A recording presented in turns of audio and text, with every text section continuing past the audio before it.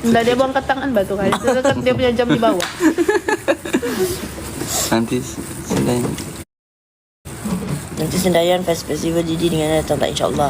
Kalas PA Didi ke tak? Didi PA Kalas. Kalas ni baca macam tak ada je orang komen gitu. Adalah. Adalah. Jadi bila nak datang waterfront KK? InsyaAllah saya rindu waterfront. Mana kapan-kapan semua morning. Yang masuk live Kalas ni ada orang Melaka tak? Ada orang Melaka tak? Kalau Boleh tak datang? Boleh tak datang set saya hantar asam pedas? Kak Yasmin ada Kak Yasmin. Hantar asam pedas yang paling sedap dekat Melaka. Ni PA Bella kalau betul ke apa ke tak? Saya videografer, fotografer, apa lagi? Wardrobe, semua saya. Makeup pun dia. Makeup tak lah. Suka tak kalau sejak daki. Suka tak kalau sejak berdaki.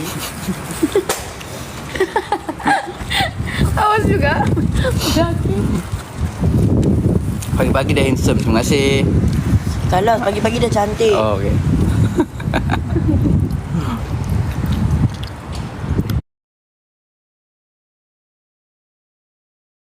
Bibi.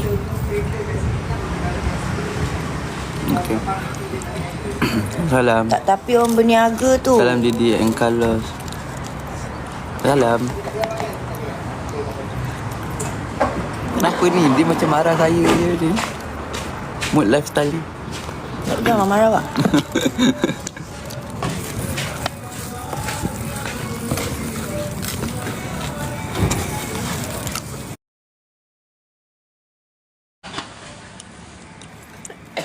Pagi.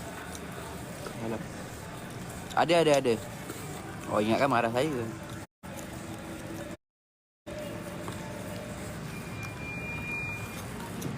Carlos comel.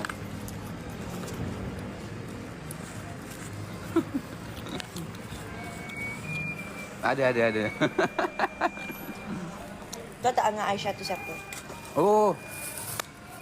Cik. Saya ingat. Assalamualaikum. Salam. Mana cik? Apa dah kalau nak orang tu salam? Kalau cik ke? Main ke salah. Dah tak kalau ni. InsyaAllah nanti. Nanti kan kita repeat. Musim durian kat Sabah. Saya separuh Melaka, separuh Sabah. Saya orang Kundasang. Mau terkeluar air aku balik.